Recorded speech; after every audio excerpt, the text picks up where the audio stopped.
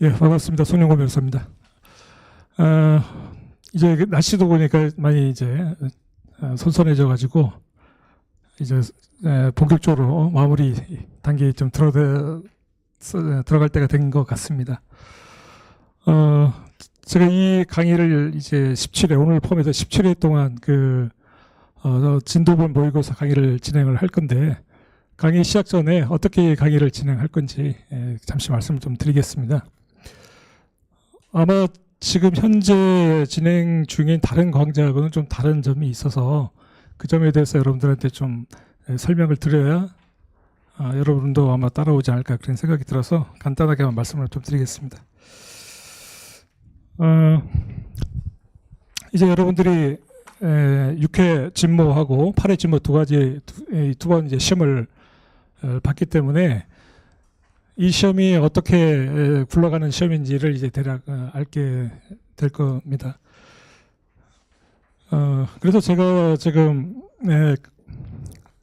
제시하고 싶은 것은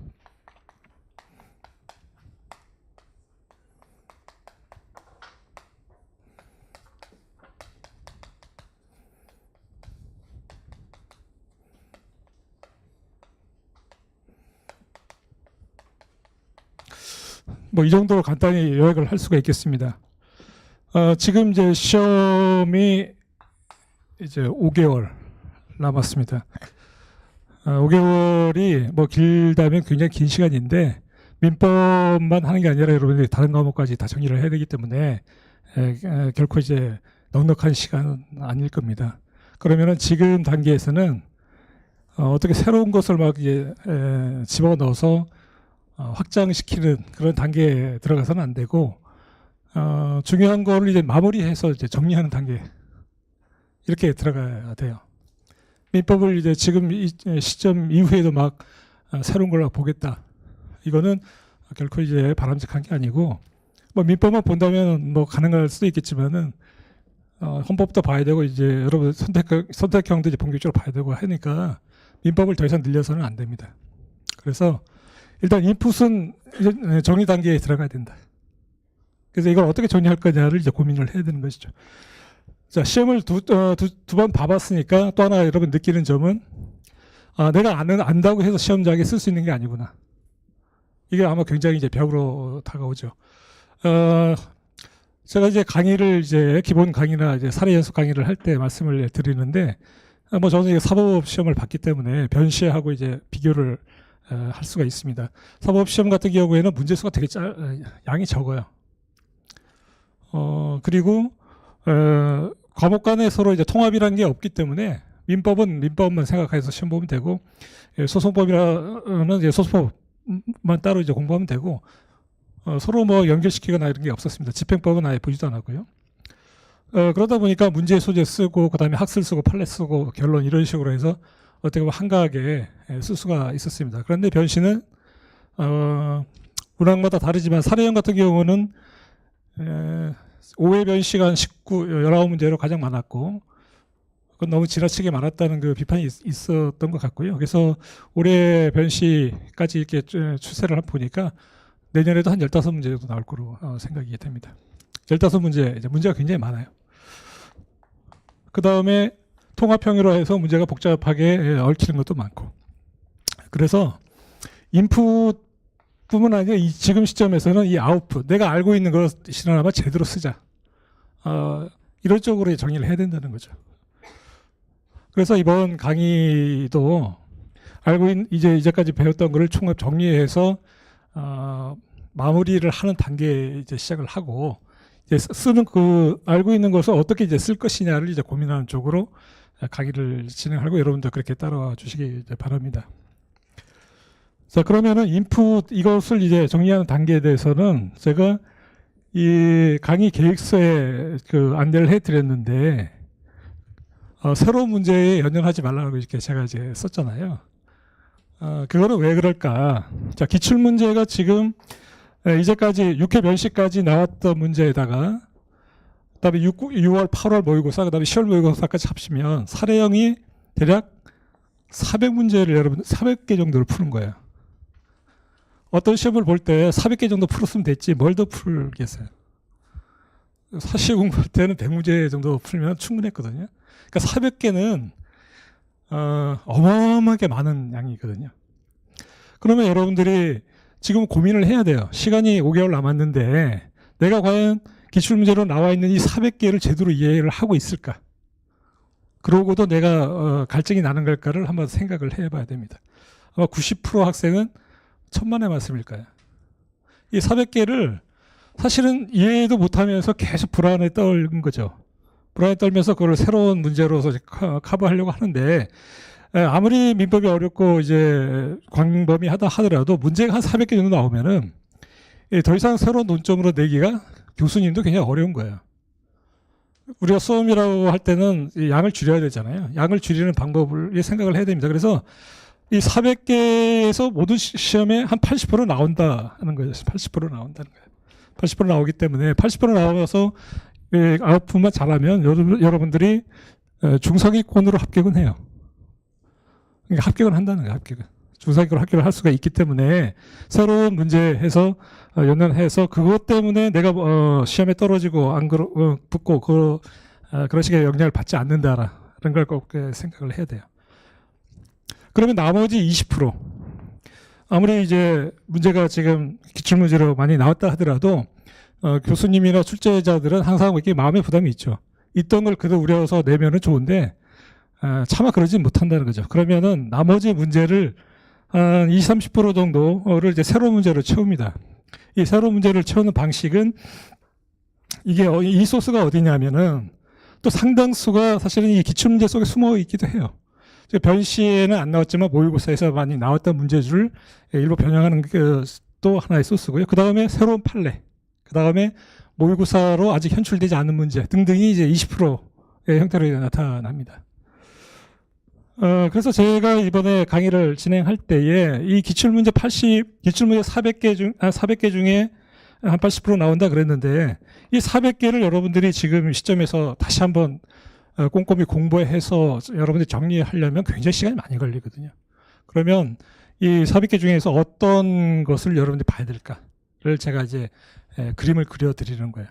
이 400개의 기출문제를 볼 때에 보는 방식은 상당히 사람마다 다 많이 다를 수가 있습니다. 그리고 강의를 하시는 분이 그 강의하는 방향에 따라서 상당히 영향을 받는데 만약에 그냥 문제를 그냥 그 문제 자체만 설렁설렁 이렇게 푼다고 한다면 400개가 아니라 4,000개를 풀어도 항상 이제 부족하다고 느낄 것이고 같은 문제를 풀더라도 어떤 기출 문제가 나왔을 때 왜 이 문제가 나왔는지 이 구조를 이해를 하고 그 다음에 안 나온 어떤 논점들이 어디에 남아 있는지를 체계적으로 정리해서 한 400개 정도 풀면 아마 거의 모든 문제는 보인다고 이제 봐야 된다는 거죠. 그래서 이 부분을 제가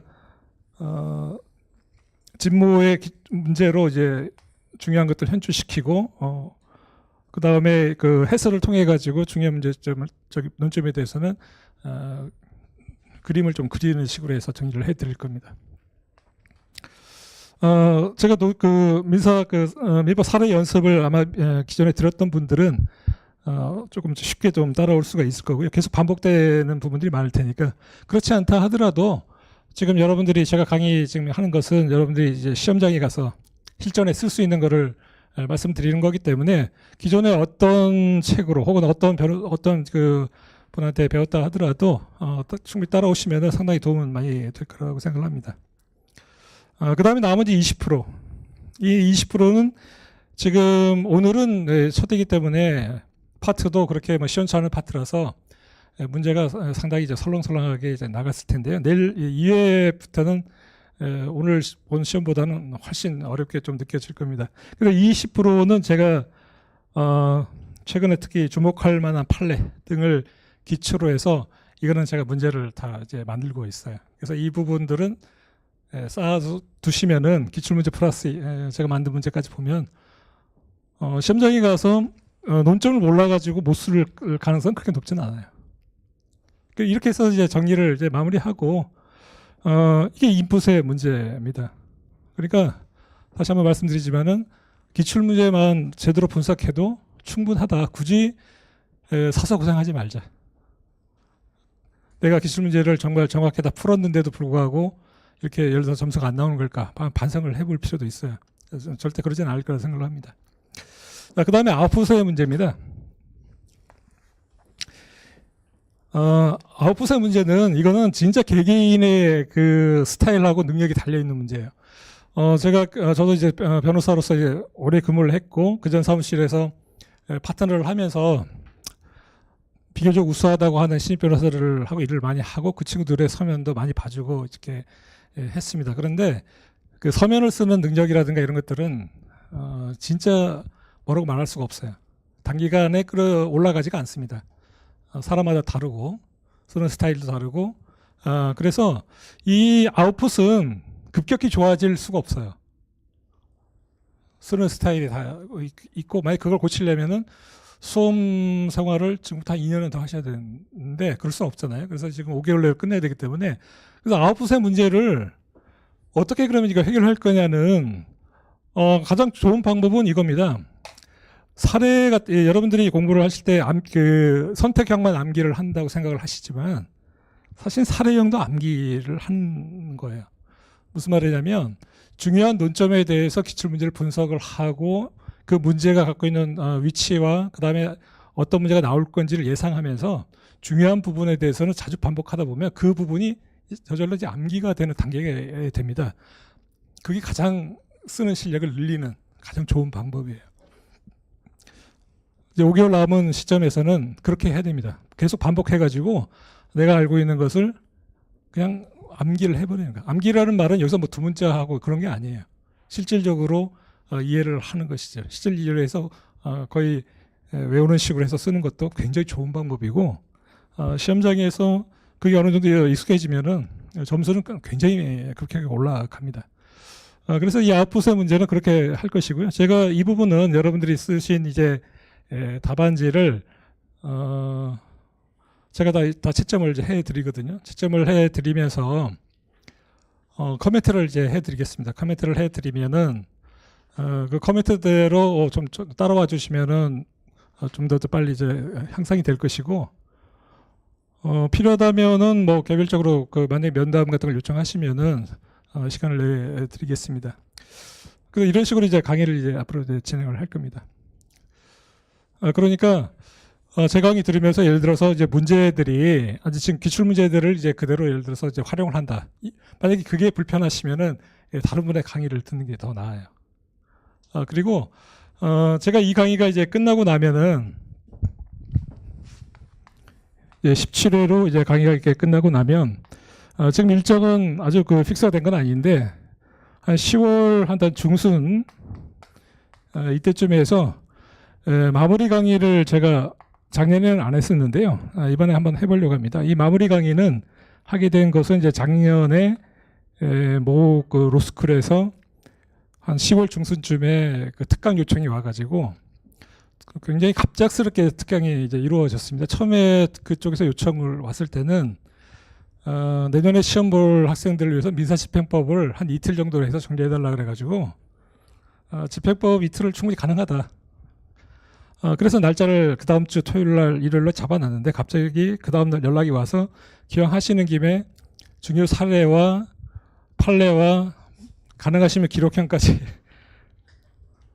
이게 뭐지 그래가지고 그러면 그거는 안 되니까 그때 저한테 주어진 시간은 20시간이었습니다. 그러니까 토요일 날 10시간, 일요일 날 10시간 이렇게 해서 20시간에 그걸 요청했길래 그러면은 사례하고 그 쟁점에 관해서 내가 한 100문제 정도를 뽑아가지고 교재를 만들어서 한번 강의를 해보겠다. 근데 이게 처음 해보는 것이었기 때문에 어떻게 될지는 잘 모르겠다. 아마 20시간으로 안 끝날 거고 일단 진행을 해보고 필요하다면 시간을 더 연장하는 쪽으로 한번 해보자. 이렇게 해서 부랴부랴 한 3일 동안 그 교재를 이제 만들었습니다. 그 교재를 만든 기초도 이거였어요. 기출문제하고 그다음에 제가 그 집모하면서 만들었던 문제 중에서 정말 필요하다고 생각하는 것들.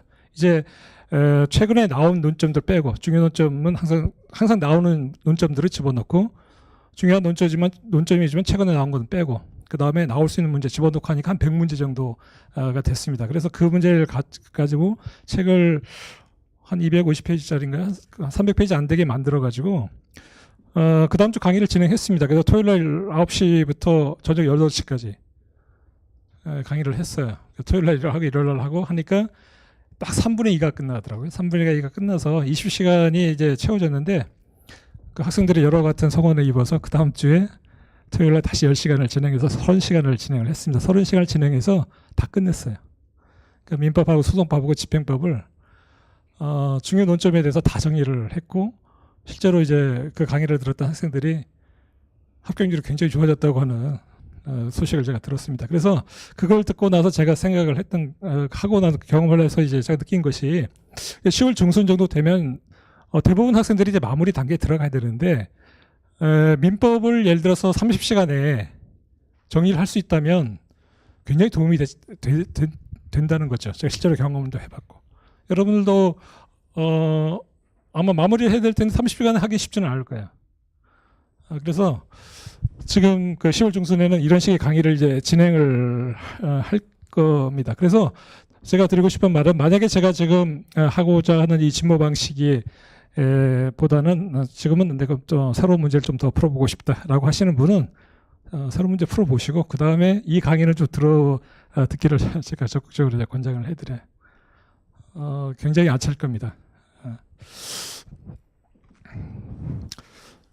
그래서 이 강의를 들으면 또 이 강의가 많이 겹치기도 해요. 겹치기도 하지만 뭐 수험이라는 게 계속 뭐 반복되는 거지 계속 새로운 거를 팔 수는 없잖아요. 그래서 굉장히 효과는 있을 겁니다. 지금 10월 정도 되니까 학생들이 이제 바빠가지고 거의 죽을 똥 살 똥 집중을 해서 굉장히 그래서 이제 수업의 그 효율성이 굉장히 높았던 것 같아요. 이렇게 진행을 하고 이제 앞으로 이제 공지를 해드리겠습니다. 자, 이 정도로 그냥 말씀을 드리고. 자, 오늘 그 문제를 보시면은 이제 사례형하고 선택형이 문제가 이제 출제가 됐습니다. 선택형 문제는 민법하고 민사소송법에서 20문제씩 이제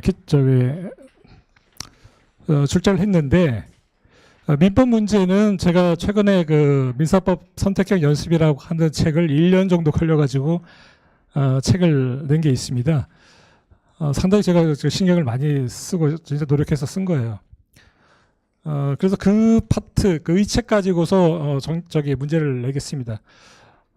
그래서 선택형 문제는 이거는 진짜 기출만 봐도 그거는 100% 충분해요. 더 이상 새로운 문제 풀 필요도 없고 기출 문제만 계속 돌려서 보시면 되는데 여기서 나온 문제는 그 중에서도 제가 그래도 중요하다고 생각되는 문제 위주로 해서 출제를 하고 아마 해설하는 시간상 선택형 문제까지 전부 이렇게 해설을 하기는 어려울 거고요. 사례형 위주로 강의를 하고 그 다음에 선택형 문제 중에서도 특별히 설명이 필요한 문제들이 좀 있습니다. 그런 것들은 따로 설명을 드리도록 이렇게 하겠습니다. 그래서 선택형 문제에 대한 대비는 제가 갖고 있는 그 책 위주로 해서 따라와 주시면 도움이 될 거고요. 그 책이 다른 책을 갖고 계신 분은 그냥 만약에 내가 이미 다른 책 가지고 다 정리가 됐다. 그럼 그거 보셔도 됩니다. 보셔도 되는데 지금 출제하는 그 순서라든가 이런 것들이 제 책이 맞춰져 있기 때문에 불편하지 않다 생각하게 되면은 그냥 새 책으로 정리를 해주시면 좋겠습니다. 자, 그러면 사례형의 문제를 오늘 한번 보시면은 오늘 일요일이기 때문에 간단한 문제들만 냈습니다.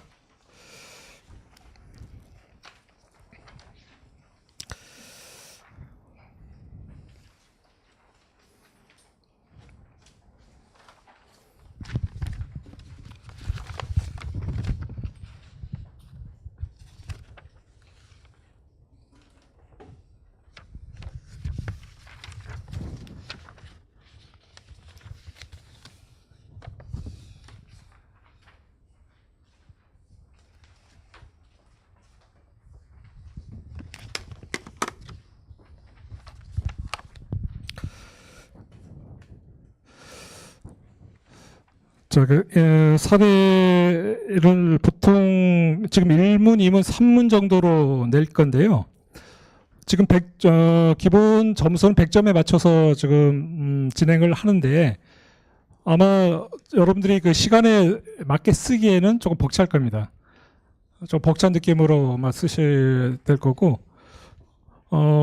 되도록이면 시간에 맞춰가지고 저기 답안을 쓰는 연습은 꼭 하셔야 돼요. 시간이 모자라면 모자란 대로 답안을 써서 일단은 점수를 이제 받도록 하는 그런 훈련이 좀 필요한 것 같고 시간이 좀 시간 좀 더 든다고 하면 조금 더 시간을 잡고 쓰는 것도 이제 괜찮습니다.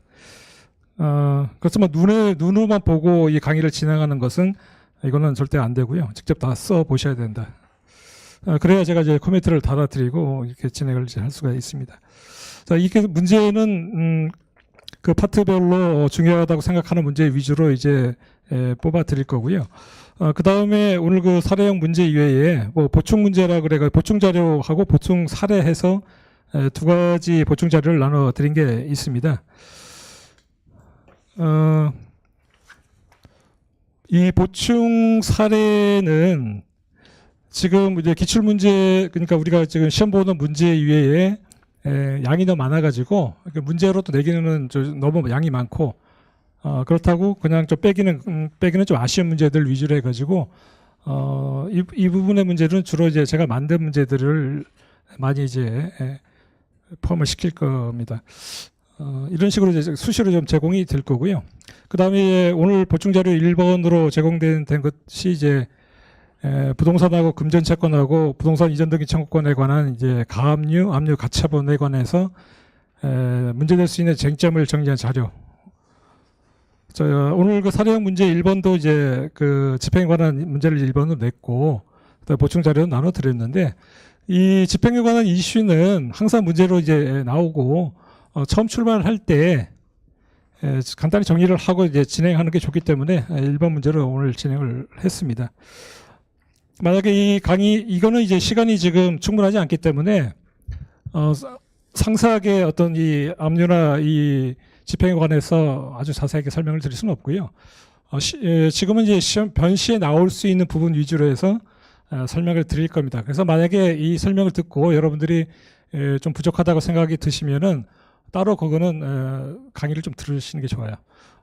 제가 그 논점 민사 집행법이라 그래가지고 그건 이틀만 시간을 내시면은 다 들을 수가 있습니다. 그래서 변시에 나올 수 있는 집행법에 관한 것을 다 정말 정리했기 때문에 부족하다고 생각되시면은 그런 식으로 이제 보충을 하시기 바랍니다. 이렇게 보충 자료도 지금 강의를 진행하면서 필요한 한도 내에서는 제공을 좀 해드리도록 하겠습니다. 이 정도가 앞으로 이제 강의를 진행한 대략적인 내용들이고 17회가 잘 따라오시면은 생각보다 상당히 여러분들에게 도움이 많이 될 겁니다. 포기하지 마시고 잘 따라와 주시기 바랍니다. 자, 오늘 그러면 1번 문제, 사례형 1번 문제부터 한번 진행을 한번 해보도록 하겠습니다.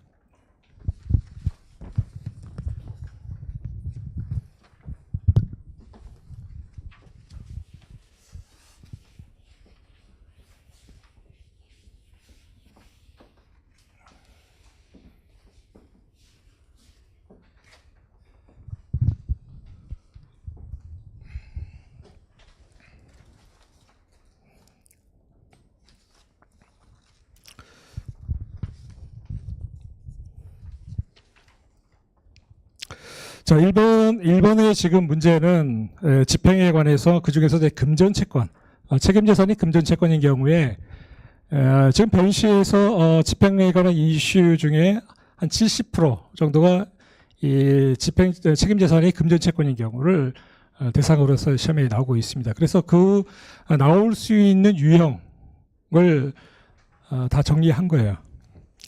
지금 1문에 나와 있는 유형을 이것만 이해하시면은 금전채권이 책임재산이 된 경우와 관련된 이슈는 다 정리를 할 수가 있습니다.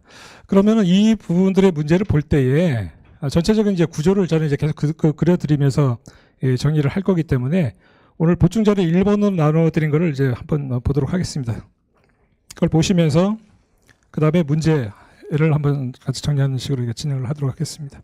자, 보충 자료 1번에 이거는 이제 뭐 사례 연습 강의를 들으신 분들은 뭐 중복해서 지금 받아보시는 자료일 겁니다. 자, 보충자료 1번의 1페이지를 보시면은 로마자 1번으로 해서 부동산, 가압류, 가처분에 관한 기본적인 법률 관계 해서 이제 정리가 되어 있고요. 3페이지에 보시면은 이제 금전채권인 경우에 어떻게 되느냐. 이게 추심 명령이나 이제 전부 명령에 관한 내용들을 이제 정리를 해놨고, 그 다음에 8페이지에 보면 로마자 3번으로 소유권 이르기 청구권이 이제 가압류 된 경우에 관해서 정리를 해놨습니다. 자, 오늘 이제 1번 문제로 나왔던 것은 그 중에서 이제 3페이지에 나와 있는 이제 금전채권의 가압류, 압류 추심, 압류 전부 명령에 관한 내용들이니까 3페이지를 한번 펴보시기 바랍니다.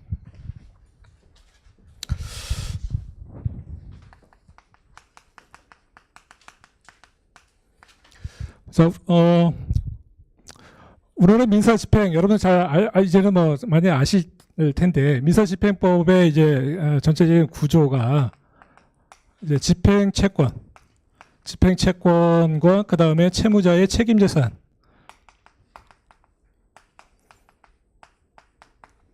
이걸 이제 구분하는 식으로 이제 편제가 진행이 되어 있습니다. 자, 집행채권이라고 하는 것은 대표적인 것들이 여러 가지 있겠지만, 변시에서 나오는 거의 90% 이상의 문제는 이제 금전채권. 자, 돈을 타인에게 빌려준 사람이 그 타인으로부터 돈을 제대로 못 받게 되면 이걸 어떻게 해서 만족을 얻겠느냐. 이것이 이제 시험에 대부분 나오는 것이죠. 그 집행채권으로서 이제 금전채권인 경우를 이제 전제로 해서 정리를 하시면 되고, 그 다음에 편제로서 들어가는 것이, 그러면 채무자의 이제 책임재산이 뭐냐를 이제 정리하는 문제가 이제 되는 것이죠.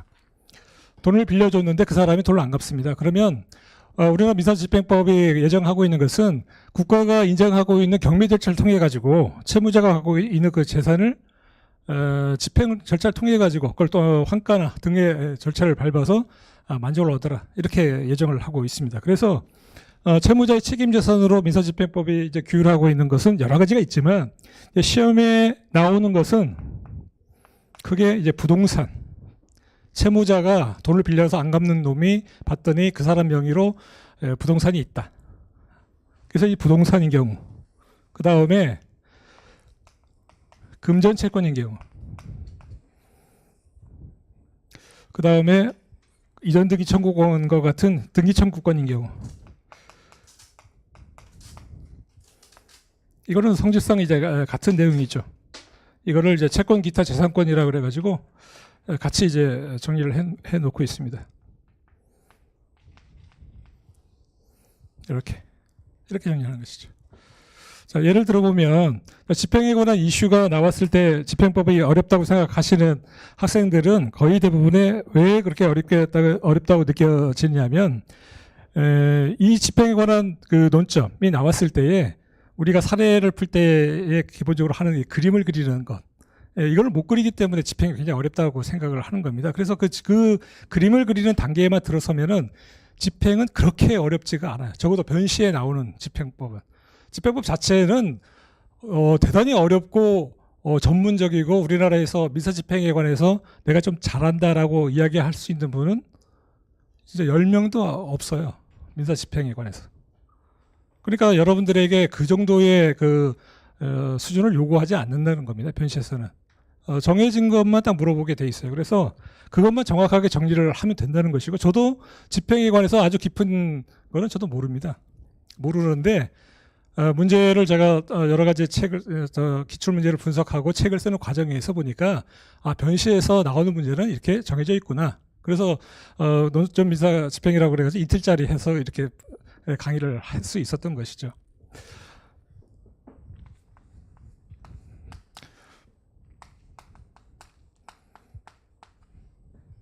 자, 우리가 어떤 사례를 풀 때에 등장인물로 갑을, 병 이런 식으로 나타나게 되면 이 거래관계에 관해서는 대충 뭐 이런 식으로 이제 그림을 그립니다. 자, 갑이 을에게 금전을 대해줬구나, 이런 식으로 이제 그리는데, 집행에 관한 이슈는 아까 설명드린 것처럼 집행에 관한 이슈를 출발할 때는 이렇게 우리가 실체법적으로 갑이 을에게 금전을 대해줬다, 금전 소비대차 계약이 체결을 했다, 이렇게 그리는 그림에 이 집행 이슈를 어떤 쪽으로 이제 붙여 놓을 거냐, 이것만 이해하면 많이 풀린다는 것입니다.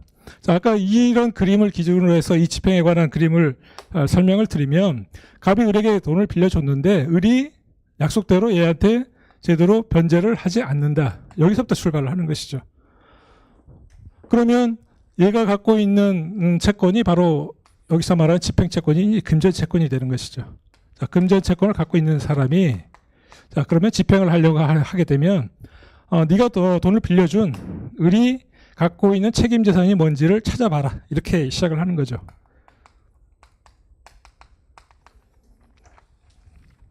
책임재산 시험에 나오는 것이 바로 부동산하고 채권 기타 재산권인데 채권 기타 재산권 중에서 금전채권인 경우하고 그 다음에 등기청구권인 경우가 이 세 가지가 결국 시험에 나오고 가장 이제 많이 나오는 것이 바로 금전채권인 경우가 이제 여기가 이제 70% 정도. 이전 등기 청구권으로 해서 나오는 거는 논점이 뻔히 정해져 있어요. 그래서 이거는 이제 두 가지 논점만 정리하면은 이거는 이제 해결이 되고 부동산과 관련해서는 그 자체는 어려운 게 없습니다.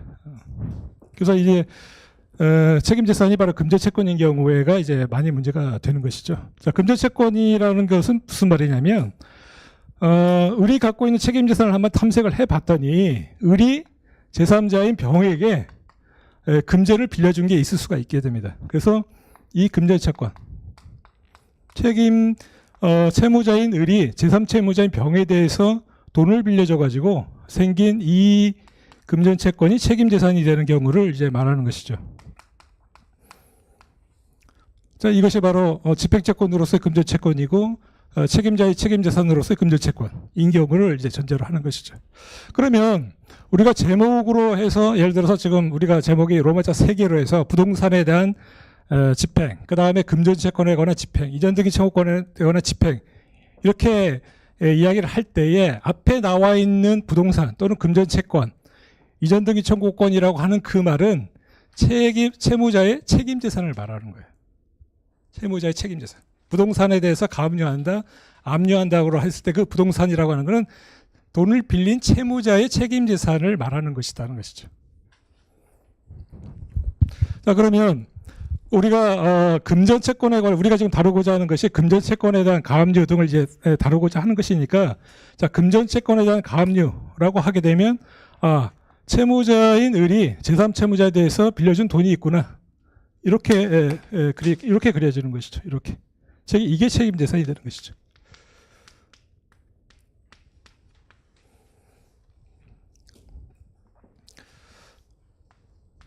자, 우리가 책임재산이 만약에 부동산에 대해서 가압류다 하게 되면 을이 갖고 있는 책임재산이 중에 봤더니 건물이나 토지가 있더라. 이렇게 이야기를 하는 겁니다. 그러면 부동산은 가장 간단합니다. 부동산에 대해서 이제 집행을 하게 되면 부동산은 등기부가 있기 때문에 등기부에 압류나 가압류된 사실을 이제 등기하는 방식으로 해서 이루어지고 그래서 이제 아주 간단하게 이제 이루어지는데 지금 우리 병에 대해서 갖고 있는 이 금전채권이 책임재산인 경우에는 이 금전채권인 경우에는 등기부 같은 것이 이제 공적 장부가 없습니다. 그러다 보니까 이거를 대외적으로 공시할 수 있는 방법이 없어요. 그게 이제 부동산의 집행과 이제 크게 다른 점입니다. 그래서 그런 것 때문에 우리나라 민사집행법이 인정하는 방법은 갑이 을에 대해서 금전채권을 갖고 있고 이걸 만족을 하기 위해서 을이 병에 대해서 갖고 있는 이 채권에 대해서 이걸 집행하는 방법과 관련해서는 가압류까지 포함해서 이거에 대해서는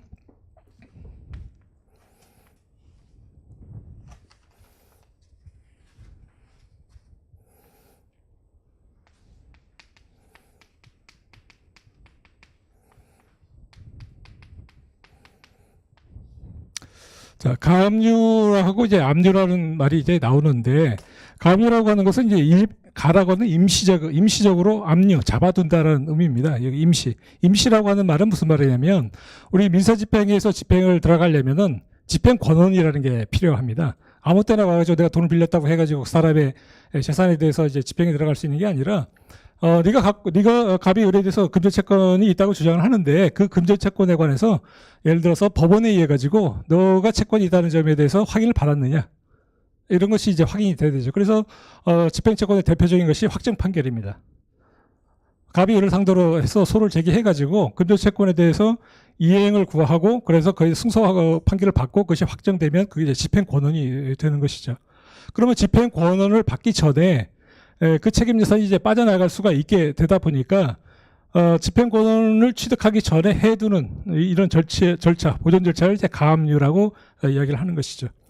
그 다음에 집행권을 얻게 되면 집행권을 있거나 가압류 후에 이제 집행권을 이제 취득하게 되면 이제는 이제 압류라는 절차를 이제 받게 되는데 우리가 집행 절차라고 할 때는 바로 이 압류를 말하는 것입니다. 이제 본 게임은 압류예요. 가압류는 그 전 단계에 보존 절차로서 묶어두는 것이고 본 게임은 이제 압류라는 것이죠. 이거는 뭐 부동산인 책임자산이 부동산인 경우에도 마찬가지고 그 다음에 이전 책임자산이 등기청구권인 경우에도 다 마찬가지입니다. 가압류나 압류는 이제 두 가지로 이렇게 명백히 이제 구분이 됩니다.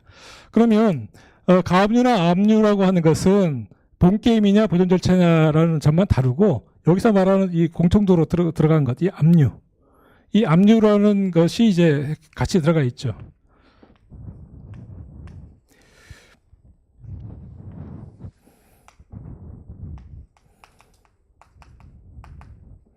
압류라고 하는 것은 그냥 우리 주어에 있는 어감을 보게 되면 잡아둔다는 의미입니다. 그러면 금전채권을 잡아둔다는 말이 무슨 말일까? 금전채권은 보이는 게 아닙니다. 우리 갑에 대해서 병에 대해서 빌려준 이 금전채권을 잡는다고 했을 때는 그 의미가 뭔지를 한번 생각을 해야 봐야 된다는 것이죠. 자, 이걸 뭔가 홀딩하는 것인데 이게 금전채권인 경우에는 이거는 어떤 의미냐면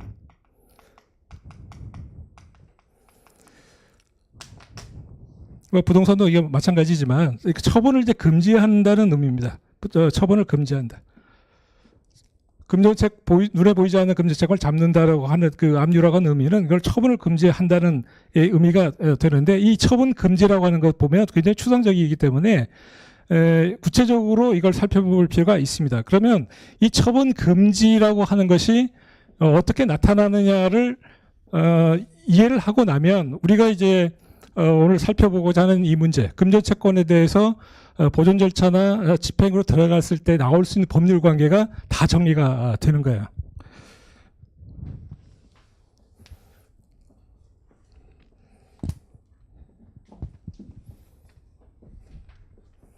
그러면 책임자산의 금전채권에 대해서 압류를 하게 되면 이거는 가압류든 혹은 압류가 나왔을 때에 법원은 이거에 대해서 어떤 식으로 어떤 식으로 이제 명령을 내리냐면,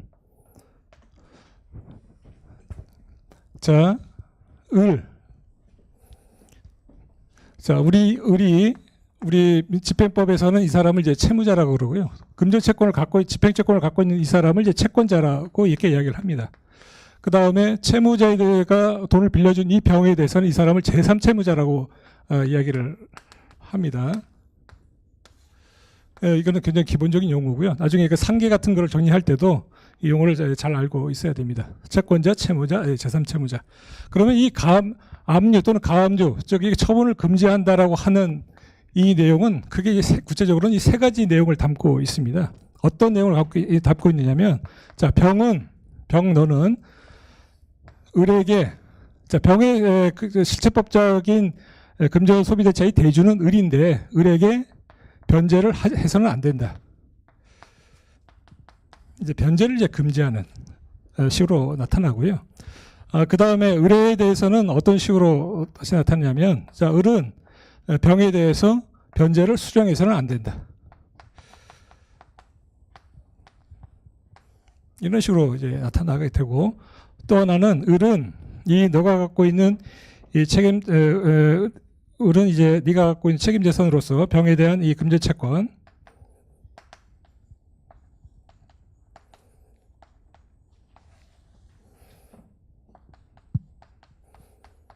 처분해서는 안 된다. 이 세 가지로 나타나게 돼요. 이거는 책임재산이 금전채권이어서 눈에 보이지 않기 때문에 그거를 홀딩하기 위해서 필요한 조치로 이렇게 세 가지가 나타나는 겁니다.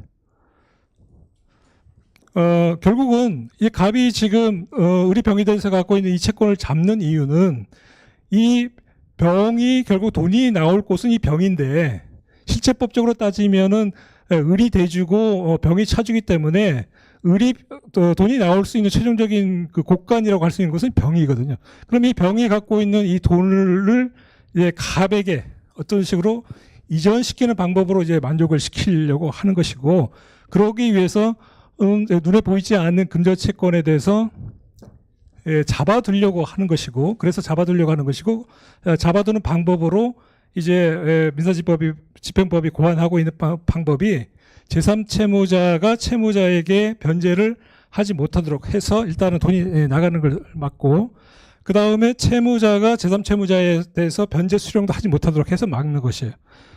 그 다음에 의리 병에 대해서 갖고 있는 금전채권을 처분하지 말라고 하는 것은, 예를 들어서 이 금전채권, 의리 병에 대해서 갖고 있는 금전채권도 이 거래의 대상이 되기 때문에 의리라는 사람이 병에 대한 채권을 예를 들어서 정의라는 사람에게 처분해 버릴 수가 있죠.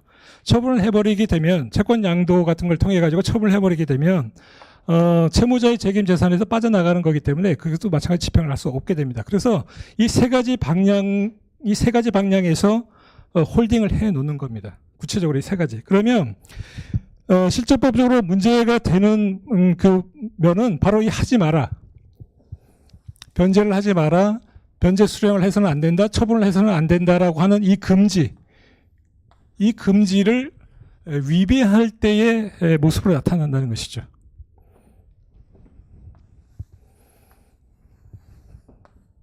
그래서 이렇게 물어봐야 되는 거죠. 자, 제3채무자인 병에게 너는 을에게 변제해서는 안 돼.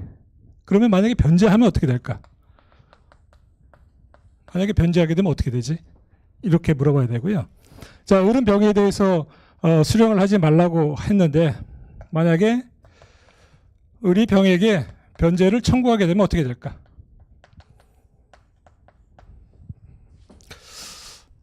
만약에 을이 이 처분을 하지 말라고 했는데 여기에 위배돼 가지고 그 금전채권을 처분해 버리면 어떻게 될까? 이런 모습으로 이제 나타나게 되고, 지금 우리가 금방 설명드린 이 부분은 바로 민사집행에서 설명하는 부분이고요.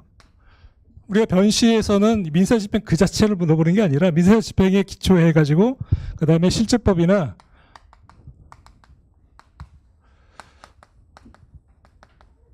이 소송법 영역에서 문제되는 것을 이게 시험은 이쪽에서 나오거든요. 그래서 병이 만약에 을에 대해서 변제를 해버리면 어떻게 될까라는 문제는 어떤 논점들하고 이제 연결이 되냐면,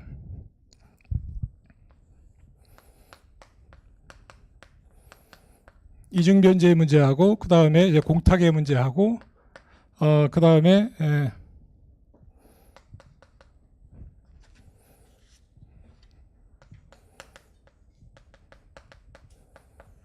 이행지제라고 하는 세 가지 논점을 이제 끌고 이제 들어가게 됩니다. 그래서 이 논점들이 보면 예를 들어서 압류나 가압류에 위배돼 가지고 제3채무자가 채무자에게 예를 들어 변제를 하게 되면 이라고 하는 논점들이 민법 교과서에서는 변제편, 그 다음에 공탁편, 이행지치편에서 이게 나누어서 이렇게 설명이 되는 거예요. 그래서 이거를 우리가 이제 종합적으로 정리를 해두면 굉장히 이제 이해하기가 쉽죠. 그 다음에 의리병에 대해서 이제 변제를 청구하는 문제는, 자, 을은 지금 병의 그 실체법적으로 따지면은 을은 분명히 이제 대주입니다. 금전소비대책이 대주기 때문에 실체법적으로는 의리 병에 대해서 이제 돈을 달라고 할 수 있는 실체법적인 권리가 있는데, 그래서 만약에 그 권리에 기해 가지고 의리 병에 대해서 변제 청구를 하게 되면 어떻게 되느냐라는 문제는 어떤 식으로 논점이 되냐면, 이 문제는 크게 지금 보존 절차, 가압류 절차만 반려한 경우하고 그 다음에 본집행으로 들어간 경우 이렇게 나눠가지고 이제 설명이 됩니다. 그래서 이 가압류인 경우에는 가압류가 된 금전채권이 가압류가 되어 있을 때에 만약에 그 채무자가 이에서 소구를 하게 되면 이때 법원은 어떠한 형식의 판결을 내려야 되느냐, 이런 식으로 이제 문제가 나오죠. 가압류가 된 상태에서, 자, 의리 병에 대해서 내가 금전채권에 대주니까 병 너는 나한테 이행을 해야 된다 해서 병을 상대로 해서 이행을 구하는 소를 제기하게 되면 법원은 어떤 판결을 내려야 되느냐 이런 식으로 나타나게 되고요. 그 다음에 가압류 단계에서 더 지나가지고 본집행으로 가게 되면, 자, 우리가 금전채권에 대해서 본집행이 갈 때의 구체적인 모습은 두 가지가 있다고 설명을 합니다. 자, 그 모습은 압류 추심이나 압류 전무명령 이 두 가지가 있다고 이렇게 설명을 하죠. 압류 추심, 압류 전부라고 할 때는 이거는 본집행 단계에서 이야기를 하는 거예요. 자, 압류 추심이라고 하는 것은 여러분들이 이제 아시겠지만은 추심이라고 하는 거는 돈을 받아올 수 있는 권한인데 지금 이 사안에서 갑과 을과 병의 실제법적인 법률 관계는 전혀 건드리지 않고 돈을 받아올 수 있는 권한만 이제 갑에게 주는 겁니다. 무슨 말이냐면 처음에 출발은 을과 병 사이에 금전 소비 대차 계약이 있었다는 것부터 출발을 하는데 압류 추심 명령을 내리게 되면 그 법률 관계에 대해서는 하나도 건드리는 게 아니에요. 건드리지 않고 다만 을은 금전 소비 대차 계약의 대주지만은 병에 대해서 금전을 받아올 수 있는 권한을 박탈시키는 식으로 이제 나타나게 되는 것이죠. 그래서 압류 추심을 하게 되면 자, 갑은 추심 권한은 이제 갑만 갖게 된다.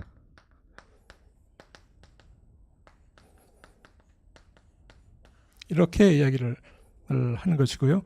자, 압류 전부 명령이라고 하게 되면 이거는 실체법적인 법률 관계를 이제 건드리는 것입니다. 그래서 이 병에 대한 대주, 돈을 빌려준 사람의 지위가 기존의 을에서 갑으로 변환이 되는 모습으로 이제 나타나게 되는 것이죠. 그러니까 채권 자체를 병에 대해서 갖고 있는 채권 자체를 갑에게 귀속시켜 버리는 거예요. 그래서 압류 전부 명령을 받게 되면 이 부분은 마치 채권 양도와 같은 그런 모습이 나타나는 것이고, 압류 추심만 받게 되게 되면은 병에 대한 금전 소비 대차의 대주는 여전히 을이지만은 원래 채권자는 이제 채무자에 대해서 변제를 수령해서 받아올 수 있는 권한이 있는데 그걸 이제 막아버리는 것입니다. 돈을 받아올 수 있는 권한은 이 갑에만 주는 것이죠. 그러면 이에 관한 논의가 어디서 그러면은 우리가 변호사 시험이라고 하는 것은 이제 민사집행 그 자체에서 나오는 게 아니라 그걸 기초로 해가지고 실제법이나 소송법에서 문제된다 이렇게 말씀을 드렸는데, 이 압류 추심이나 전부 명령이 이렇게 나오는 파트는 이 파트는 바로 민사소송에서 제3자 소송 담당 파트로 이렇게 나타나게 되죠.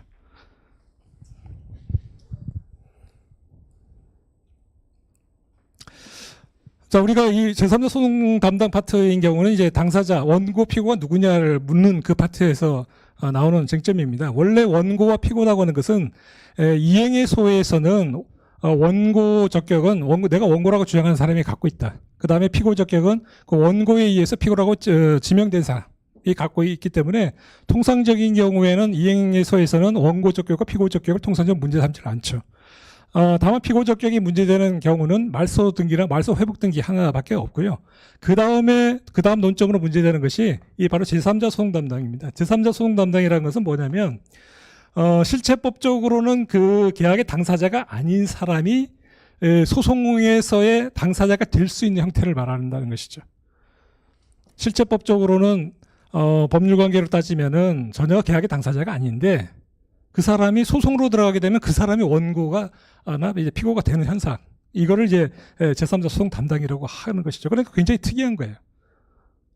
그래서 우리가 압류 추심 명령을 받게 되면 추심 권한은 이제 갑만 있게 된다, 갑이 이제 갖게 된다라고 했고, 그래서 제3자 소송 담당이라고 하는 것은 굉장히 이제 특이한 현상이다 보니까 그 근거가 있어야 됩니다.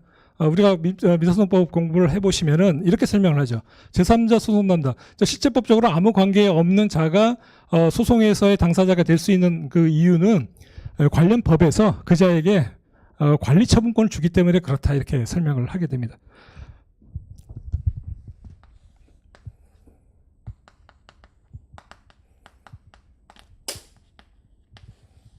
관리 처분권을 이제 부여받기 때문에 그렇다고 설명을 하고요.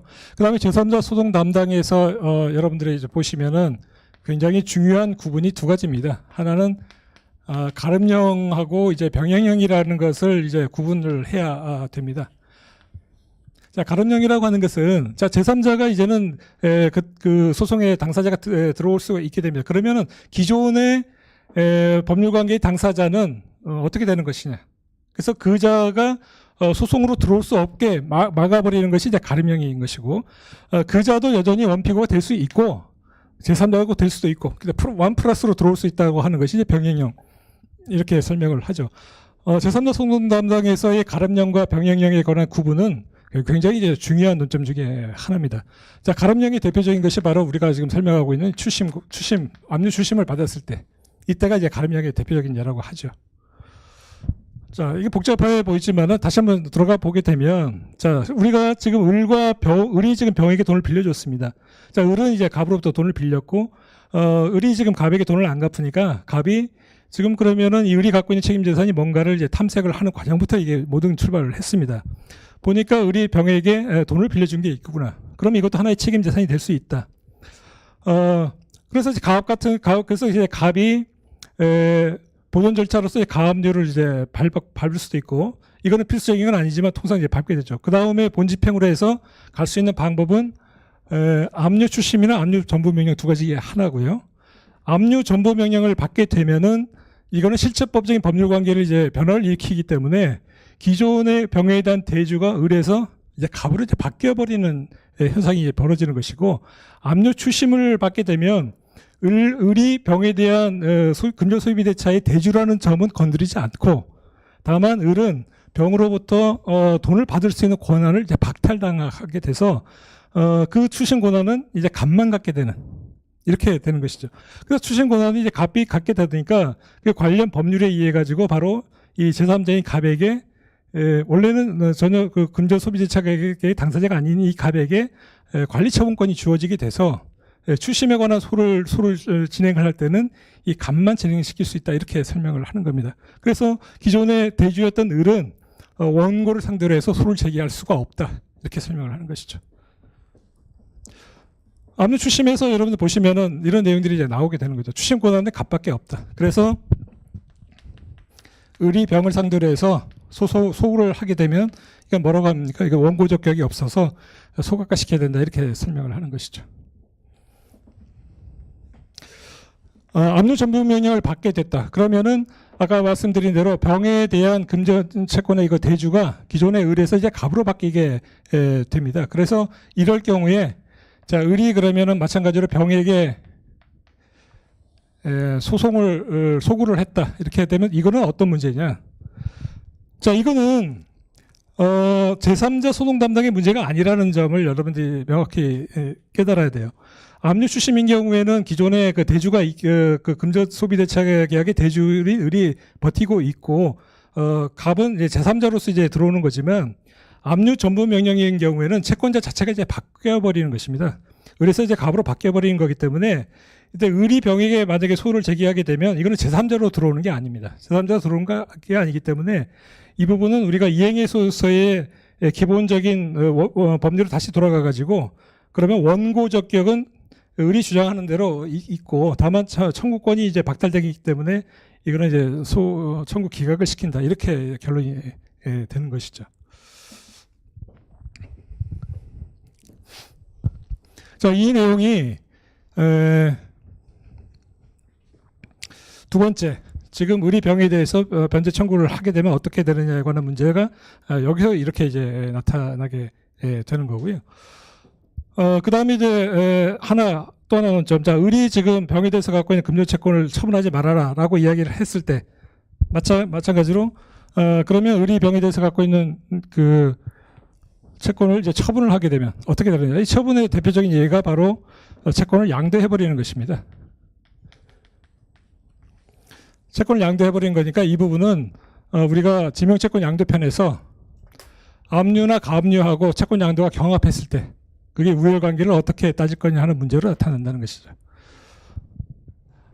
제가 지금 여러 가지 복잡하게 말씀을 드렸지만은 결국은 금전채권에서의 가압류, 압류, 추심 혹은 압류 전부 명령이라는 문제가 나왔을 때 나올 수 있는 논점은 이 압류를 하는 방식, 지금 민사집행법에서 가압류나 압류를 하는 방식이 이렇게 지금 세 가지 방식으로 나타난다. 즉 제3채무자가 채무자에 대해서 변제를 하지 말아라. 그 다음에 채무자는 제3채무자로부터 변제를 수령하지 말아라.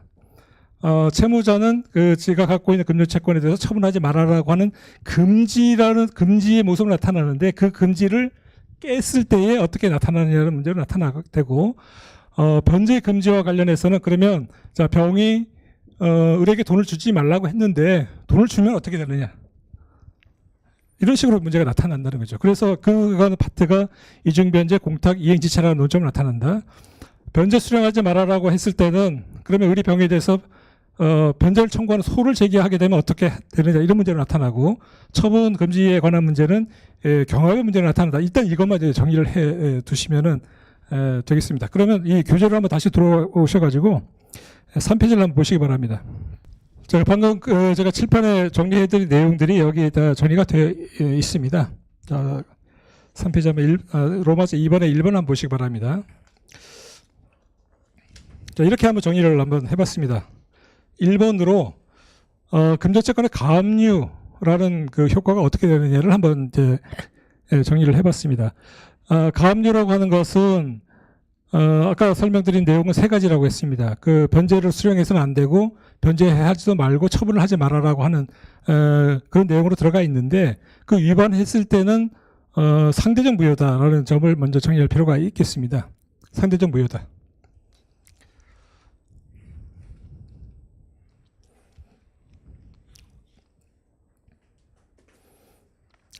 이 상대적 무효이기 때문에 자 우리가 이 문제는 어떻게 보면 상당히 당연한 문제라고 할 수가 있겠습니다.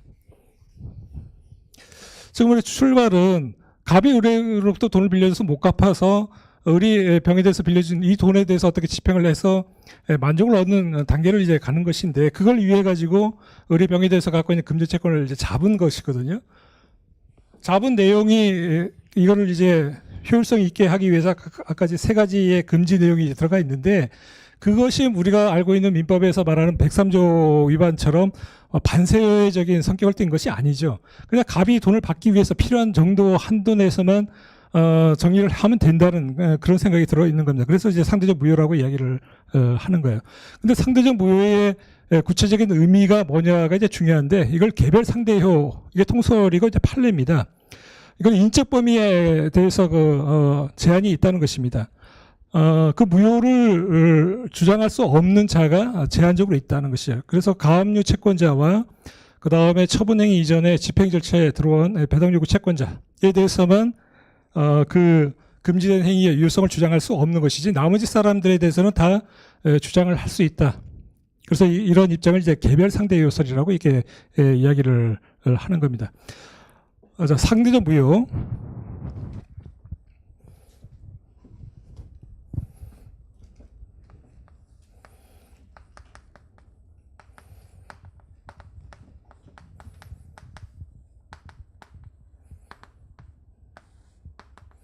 자, 여기서부터 논의를 다시 한번 풀어보죠.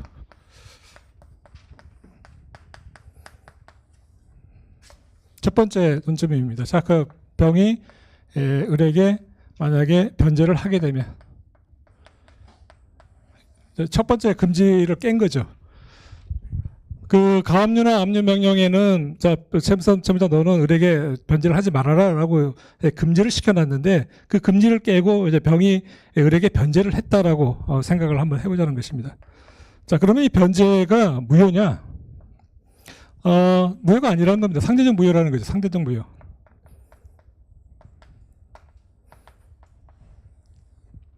상대적 무효이고 아까 설명드린 대로 이것은 인적 범위에서 일정한 사람에 대해서만 주장할 수 없는 것입니다.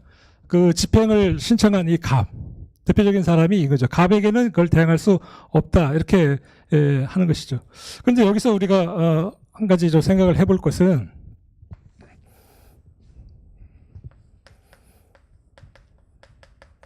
이 가압류 단계라는 아까 설명드린 것처럼 이거는 임시적인 절차라고 말씀을 드렸습니다. 자, 갑을 병이 이렇게 세 개 있을 때에 갑은 지금 을에 대해서만 금전 채권을 갖고 있는 사람이고 병에 대해서는 어떤 권한도 갖고 있는 사람이 아니에요. 실체법적으로 따지면은 병에 대해서 뭐 값 나와라 배 나와라고 할 수 있는 사람은 을밖에 없습니다. 가압류 상태에서는 갑이 지금 을에 대해서 돈을 빌려줬다라고 주장하면서 주장만 할 뿐이지 갑이 어떤 을에 대해서 갖고 있는 그 채권의 존재가 법원에서 확인되거나 그런 건 전혀 없거든요. 그 절차를 밟기 전에 보존 절차로 하는 거기 때문에 갑은 을에 대해서만 기껏해야 을에 대해서만 어떤 청구를 할 수 있는 것이지 갑이 제3채무자인 병에 대해서는 어떤 형식으로도 권한 행사로 들어올 수가 없어요. 가압류인 상태에서는. 갑이 병에 대해서 어떤 형식으로든 권한 행사를 하려면 가압 단계를 지나가지고 본집행, 즉 압류 추심이나 압류 전부 명령까지 받아야 그 다음에 비로소 갑이 병에 대해서 권한 행사가 가능합니다. 압류 추심을 받게 되면은 병에 대해서 돈을 받아올 수 있는 권한은 나한테 있다 그래가지고 그 돈을 나한테 달라라고 주장할 수가 있는 권한이 그때 생기는 것이고, 그래서 만약에 안 주게 되면 그걸 추신금 청구로 들어가게 되는 것이고요. 압류 전부 명령을 받게 되면은 이제 갑이 기존의 채권자는 을이었지만은 이제는 너에 대한 채권자는 이제 내가 이제 채권자가 됐다 그래가지고 이제는 나한테 지급을 해라 그래가지고 전부금으로 이제 들어올 수가 있는데, 그 전 단계인 가압류 단계에서는 갑이 병에 대해서 어떤 형식으로든 들어올 수가 없기 때문에, 자, 을이 가압류 상태에서 지금 가압류인 상태에서 병이 을에게 변제를 하게 되면 병에 대해서 뭐라고 주장할 수 있는 사람, 대표적인 갑이 어떤 형식으로도 권한 행사를 할 수 없기 때문에 이거는 상대적 무효라고 하는 거는 그대로 잠재적인 형태로만 나타나게 돼요. 갑이 어떤 형식으로 들어올 수도 없기 때문에 그냥, 그래서 변제는 일단 유효한 형태로 쭉 유지가 됩니다. 그래서 가압류 상태에서 지금 병에, 그러니까 이게 교재가 있는 거니까 설명을 들어보시기 바랍니다. 병의 변제는 유효하다. 상대적 무효라고는 하지만 그 무효를 주장하는 사람이 나타나지 않기 때문에 표면적으로 보게 되면 그게 전혀 흔들리는 모습이 안 보여요. 그 어떤 법적인 분쟁이 나타나질 않습니다. 그러다가 그 다음에 분쟁이 나타나게 되는 단계는 바로 지금 갑이 병에게 권한을 행사하는 단계에 들었을 때 바로 이런 분쟁의 모습이 나타나게 되는 것이죠. 바로 본집행으로 들어갔을 때. 자, 본집행으로 들어가게 되면 이제 상황은 완전히 달라지게 됩니다. 자, 본집행의 방법은 아까 추심 명령을 받거나 전부 명령을 받게 되는 것인데, 그래서 이제는 갑이 병에게 쭉 들어올 수가 있게 되죠. 들어오는 형식은 추신금 청구로 들어오든지 아니면 전부금 청구로 들어오든지 이제 두 가지 중에 하나로 이제 들어오게 됩니다. 돈을 달라는 모습을 그때 모습으로 나타난다는 것이죠. 이럴 때 바로 이 상대적 무효, 개별 상대효라는 거는 바로 이럴 때 현출이 되는 거예요. 무슨 말이냐면 가압류만 받은 상태에서는 병은 을에게 변제를 하고 그 변제에 대해서 흔들 수 있는 사람이 없기 때문에 그냥 겉으로 보기에는 아무 문제가 없는 것처럼 보이다가 본집행에 들어가가지고 갑이 압류 추심을 받거나 압류 전부명령을 받아가지고 이제는 추신금 청구 또는 전부금 청구로 들어오게 되면 병이 지금 병이 을에게 했던 이 변제, 이거의 유효성이 그때 흔들린다는 것이죠. 자, 그러면 상대적 무효라고 이야기를 했습니다. 이것이 이제 이때 현출이 되는 것입니다. 무슨 말이냐면 병이 을에게 변제를 하게 되면 그거는 상대적 무효라고 그랬습니다. 절대적 무효가 아니다. 그런데 그 상대적 무효라고 하는 것은 일정한 범위에 있는 사람에게 주장할 수 없다는 모습으로 나타난다고 했잖아요. 바로 대표적인 사람이 이 집행 채권자 갑인 것이죠. 그러니까 무슨 말이냐면 병은 갑에 대해서는 을에 대해서 내가 변제를 했기 때문에 너한테 줄 것이 없다라고 말을 할 수 없다는 모습을 나타낸다는 것이에요. 원래 추신금이나 전부금이라고 하는 것은 어떤 제3자가 자기한테 달라고 하는 것인데 원칙적인 모습인 경우에는 제3채무자가 정상적인 지출을 했다고 그러면은 이렇게 들어온 사람에 대해서 나는 이미 내 채권자에게 다 지불했기 때문에 너 추신금이나 이 전부금 너는 그 의뢰의 권리에 기초한 이거는 나한테 주장할 수 없다라고 악유할 수 있어야 되는데 이게 상대적 무효, 즉 하지 말아라고 하는 금지를 깬 거거든요. 그래서 그 금지를 깬 거에 대해서 갑에게는 주장할 수 없다는 식으로 우리가 해석을 하기 때문에 병이 이제 갑에 대해서 나는 의뢰에 대해서 이미 변제를 했기 때문에 너한테 추신금이든 전부금이든 너한테 줄 게 없다라고 이야기를 못한다는 식으로 나타난다는 거죠. 그래서 이게 바로 이중 변제의 위험으로 나타난다 이렇게 얘기를 하는 거예요. 그게 개별 상대 요소리 통설 판례이기 때문에 그런 것이죠. 이중 변제의 모습으로 나타난다. 그러면 제3채무자 입장에서 보게 되면 병의 입장에서 보게 되면 을에게 지급을 해버리면 나중에 갑이라는 애가 본지편까지 밟아가지고 출신금이나 전북으로 들어오게 되면 재차 토해내야 된다는 그런 문제가 생긴다는 거예요. 자, 이게 하나 문제가 되죠. 그래서 우리가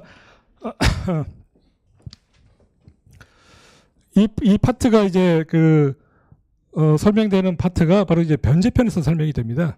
그래서 이처럼 병이 을에게 변제를 하게 되면은 이중 변제의 위험이 생기니까 그러면 병이 을에 대해서 나는 너한테 못 갚겠다고 하기엔 어떻게 되냐. 이런 문제가 될 수가 있죠. 이행기가 돼서 을이 병에게 갚아라 이게 얘기를 했습니다. 그런데 병이 이렇게 얘기를 했죠. 나는 너한테 갚게 되면은 이 갑이라는 애가 나중에 추신금이나 전부금으로 들어오게 되면 나는 다시 토해내야 된다. 그러니까 나는 너한테 못 주겠다. 이렇게 이제 막아낼 수가 있는 거거든요. 그런데 거기때 그 경우에 뭐가 문제가 되냐면 만약에 병이 지금 을에 대해서 갖고 있는 지고 있는 채무가 변제기가 도래했다고 한다면 내가 너한테는 뭐 못 주겠다고 하는 그 항변 가지고서 이행지체를 저지하는 효력이 생기느냐 이렇게 한번 봐야 된다는 것이에요. 우리가 금전채권인 경우에는 이행지체가 이제 가장 기본적인 채무불량의 형태인데 원래 그 약정한 날에 안 갚게 되면은 이제 지체가 발생을 합니다.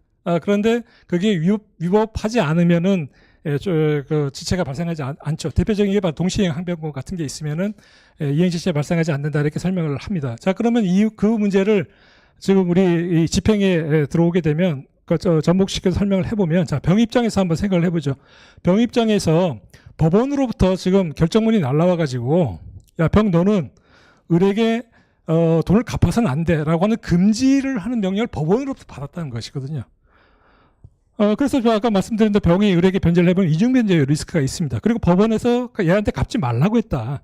그러면 병이 입장에서 이렇게 악용할 수 있는 것이 아니냐. 법원에서 갚지 말라고 해서 내가 안 갚았기 때문에 그걸 위협하지 않은 것이다. 다시 말해서 약정기가 됐다 하더라도 변제기가 됐다 하더라도 내가 안 갚은 것은 법원의 결정에 의해서 안 갚은 거니까 이거는 이제 위법성이 조각되는 사유다라고 주장을 할 수 있는 것이 아니냐 이렇게 해봤다는 겁니다. 대법원이 뭐라고 했냐면 가압류나 압류에서의 그 처분금지 효로서의 변제 금지 이 효는 이행지체를 저지시키는 효력이 없다 이렇게 얘기를 했어요. 그러니까 동시행과는 다르다는 것이에요. 그러니까 이 파트가 바로 이제 이행지체 편에서 설명이 됐죠.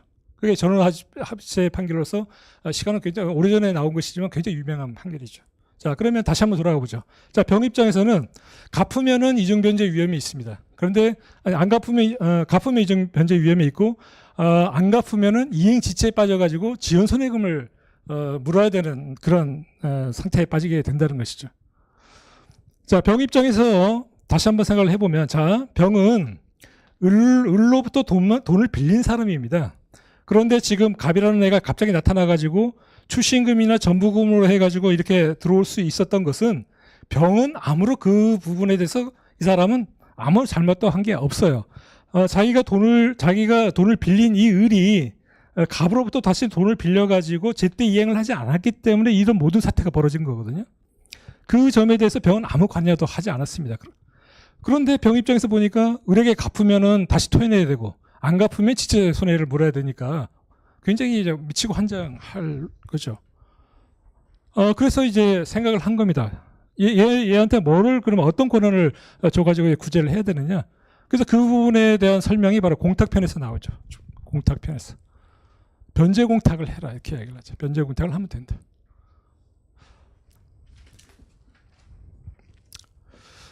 그 변제 공탁과 관련해서는 우리 민법이 공탁의 원인은 두 가지가 있어요. 하나는 채권자가 변제를 수령하지 못할 때, 수령할 수 없을 때 하고 채권자를 알지 못할 때, 후자를 이제 채권자 불합제 공탁이라고 얘기를 하죠. 두 가지 사유밖에 없습니다. 대법원에 따르면은 이럴 경우에 어떤 사유를 가지고 공탁을 해야 되느냐라고 물어봤더니 이거는 채권자가 즉 병의 입장에서 보면 채권자는 을입니다. 그래서 그 을액이 지금 공탁을 받을 수 없는 때에 해당된다 그래가지고 그때 채권자가 수령을 할 수 없는 상황에 해당된다 그래가지고 그 다음에 공탁을 할 수 있다 이렇게 했던 것이에요. 그래서 이제 공탁 파트와 이렇게 연결이 된다는 것이죠. 자, 이 문제가 바로 3페이지에 1번의 가항에서 이 내용이 바로 이런 내용인 것입니다. 가압류를 하게 되면은 이제 상대적 무효로서 가압류권자 등에게만 대항할 수가 없다. 그래서 가압류가 있는 상태에서 일단 제3채무자가 자신의 채권자인 채무자에게 변제를 하게 되면 일단 변제 효력은 발생한다.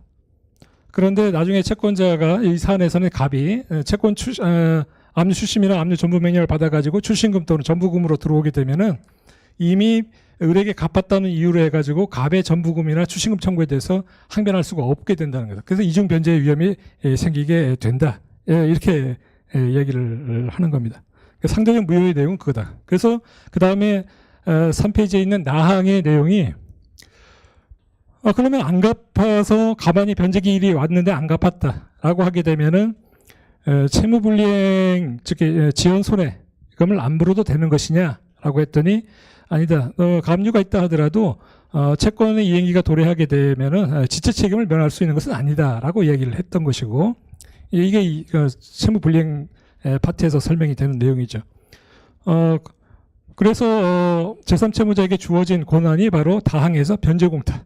그럴 때 너는 공탁을 해서 빠져나가라고 이야기를 했던 것입니다.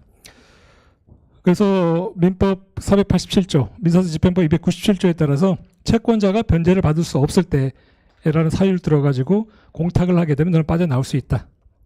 이 부분이죠.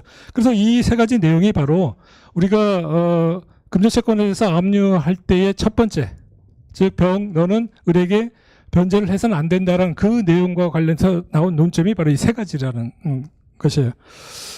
그 다음에 3페이지에 2번을 보시면은 자, 그러면 채무자가 을의 병에 대해서 이행 청구를 하게 되면 어떻게 되느냐? 왜냐? 그 처분 금지효에 따르면 압류에 따르면 을은 병에 대해서 이제 변제 수령을 하지 말아라라고 얘기를 했기 때문에 그에 따른 어떤 그 소구를 하게 됐을 때에 문제가 이제 생길 수밖에 없는 것이죠. 그럼 이 문제도 이제 마찬가지로 나눠서 여러분들이 정리를 해 두셔야 됩니다. 3페이지 2번 항을 보시면 이거는 가압류가 있을 때를 전제로 하는 것이에요. 금전채권에 대해서 가압류가 있을 때는 가압류된 채권의 채권자 여전히 이 사안에서는 여전히 을이 채권자입니다. 그래서 을이 병을 상대로 해서 가압류가 된 그 금전채권에 대해서 나한테 이행해라는 이 소를 제기하게 되면 법원이 이때는 단순 이행 판결을 해야 되네요. 단순 이행 판결을 해야 되는 것이지 뒤에서 이제 우리가 이전등기 청구권에 대해서 가압류가 됐을 때는 가압류 해제 조건부로 해야 된다라고 하는 걸 여러분들이 이제 배웠을 텐데 그런 걸 쓰면 안 돼요.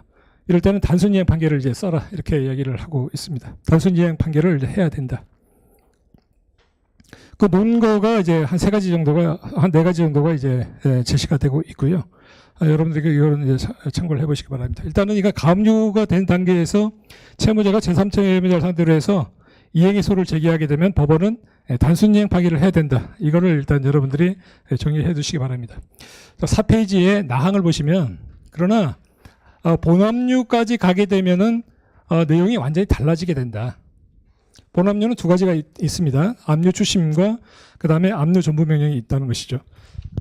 자, 압류 추심 명령을 이제 받게 되면 기존의 을과 병 사이의 실질적인 법률 관계를 그대로 유지하고 다만 병으로부터 돈을 받을 수 있는 권한이 을에서 갑으로 이제 옮겨된 것이죠. 압류 추심에 관한 권한 이것은 이제 민사소송법에서 제3자 소송 담당의 편에서 소개가 되는 것이고 그중에서 대표적으로 가름령의 대표적인 유형입니다.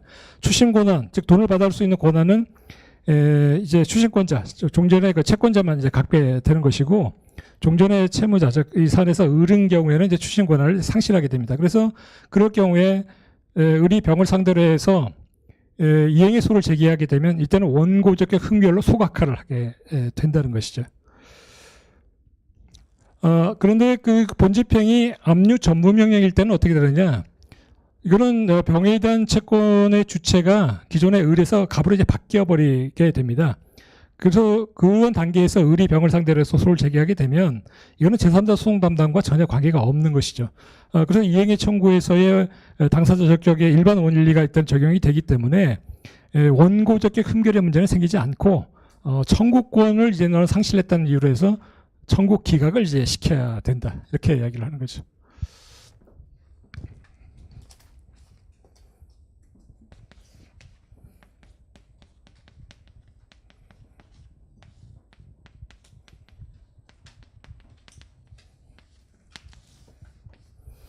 그러니까 이건 간단한 거죠. 이 사안에서 예를 들게 되면 지금 가압류만 한 상태에서 을이 지금 병에게 이렇게 이행에 소구를 하게 되면 이행을 소구하게 되면 이거는 법원은 단순인용 판결을 이렇게 내리라는 것이고요. 그게 아니라 본집행까지 갔을 때는 두 가지로 나뉜다는 것이죠. 첫 번째, 이게 압류 추심 명령을 받았을 때 을이 병을 상대로 해서 이행을 소구하게 되면 이때는 을이 금전 소비자차의 대주임은 맞는데 추심 권한을 상실하기 때문에 이거는 원고 적격 흠결이다. 소각화 이렇게 하라는 거고요. 그 다음에 압류 전부 명령을 받게 되면은 그렇게 되면 기존의 병에 대한 채권자가 을에서 갑으로 이제 바뀌게 되는 현상입니다. 그래서 을이 지금 병에게 이행을 소구하게 되면 이건 마치 아무런 청구권을 그러니까 돈을 빌려주지 않는 사람이 빌려줬다고 주장하면서 이행을 청구하는 경우가 똑같게 되거든요. 그러면 우리가 이행의 청구에서의 당사자격에 관한 기본 원리는 뭐냐면 원고 적격은 원고라고 주장하는 사람이 갖고 있고 피고는 그 사람에 의해서 피고라고 지정된 사람이 피고 적격을 갖고 있다. 이렇게 이야기를 하죠. 그래서 을이 병을 상대로 해서 이행을 소구할 때는 원고 적격 흠결의 문제는 일단 생기지 않고 돈을 빌려준 그 권한이 없기 때문에 이때는 청구 기각을 시키라는 것이에요.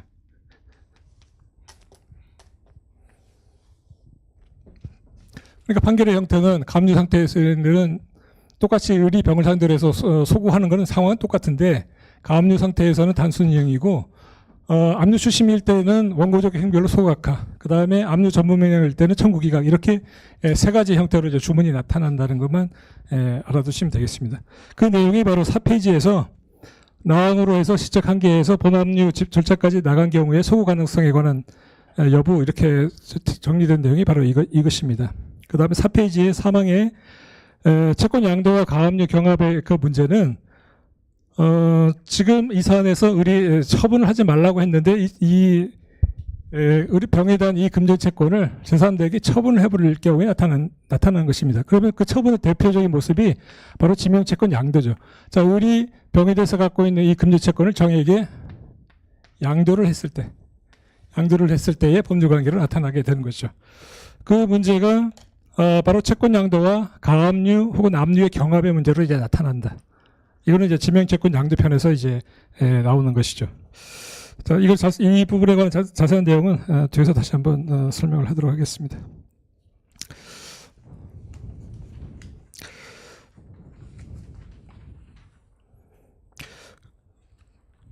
그러니까 결국 지금 제가 설명드린 3페이지 이하의 내용들이 그 논리의 순서가 금전채권에 대해서 압류를 해가지고 나타나는 금지의 모습이 세 가지인데 그 금지의 모습이 깨졌을 때에 어떻게 나타나느냐, 어떤 방식으로 나타나느냐 이렇게 정리를 하시면 되는 문제입니다. 자, 그러면은 이 정도가 기본적인 내용이니까 한 10분만 해서 오늘 1번 문제를 한번 간단히 보도록 하겠습니다.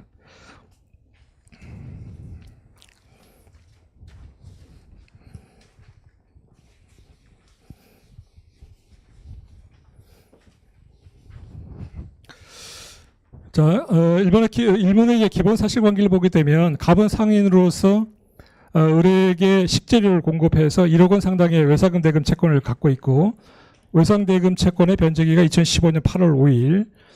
갑의 금전 채권자인 A는 자신의 채권을 보존하기 위해서 그 외상 대금 채권에 대해서 가압류를 하였고 2015년 5월 5일 가압류 결정 정본이 을에게 송달되었다. 이걸 이제 기본적인 사실관계를 하고 있습니다.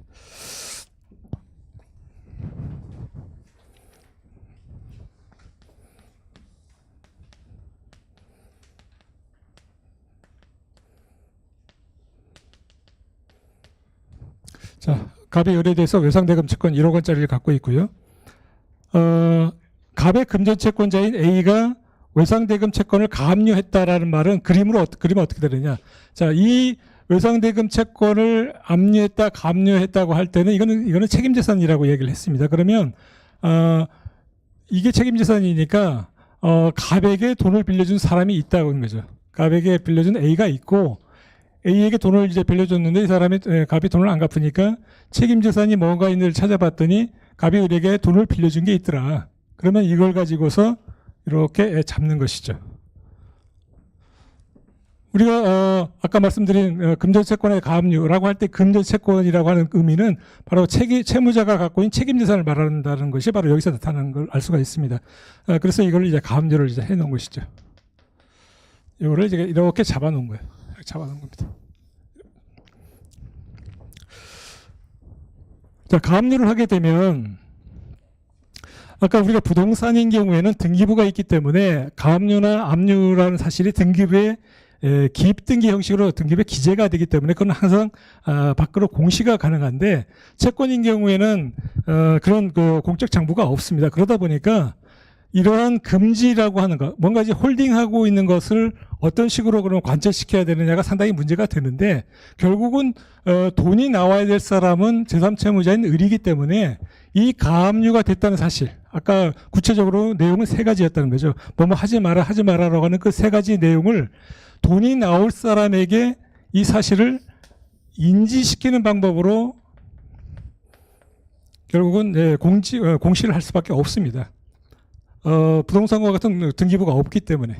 그래서 금전채권에 대해서 가압류를 하거나 압류를 하는 그 집행의 방식은 이 결정정보, 가압류나 압류의 결정정보를 바로 제3채무자에게 송달시키는 방법으로 이제 한다는 것이. A가 법원에다가 이 갑이 의뢰자가 갖고 있는 이 금전채권에 대해서 가압류해달라라고 하게 되면 그걸 인용하게 되면 그 결정 정보를 이 제3채무자에게 이때 얘한테 보내는 거죠. 보내가지고 얘한테 인식을 시키는 거예요. 을은 원래 시체법적으로는 얘한테 갑에게 돈을 줘야 되는데 외상대금 1억을 줘야 되는데 법원에 의해서 이렇게 잡혀 있어가지고 얘한테 을 너는 너가 지금 갑에 줄 돈에 대해서 이게 잡혀 있으니까 지급하지 말아라. 이렇게 인식을 시켜주는 거예요. 변제하면 안 돼. 여기서 그 돈이 나오는 걸 이제 막는 거죠. 그리고 마찬가지로 결정 정보를 이 채무자에게도 이렇게 같이 송달을 해줍니다. 그래서 얘한테는 받으면 안 된다. 그리고 이 외상대금 채권을 제3자에게 넘겨도 안 된다. 이렇게 해서 이런 방식으로 공시를 하는 거예요. 효력이 발생하는 것은 채무자에게 송달할 때 생기는 게 아니라 이 제3채무자에게 송달할 때 바로 이제 가압류나 압류 효력이 발생을 하게 됩니다. 그래서 우리가 지명채권의 양도하고 가압류의 경합을 따질 때의 기준 시점이 바로 이제 가압류 등의 결정 정보니 제3채무자에게 송달된 그 날짜하고 그다음에 양도 증서의 그 증서가 이제 또 도달된 날짜를 이렇게 서로 이제 그래서 이제 비교를 하는 것이죠. 자, 문제 1번을 한번 보겠습니다.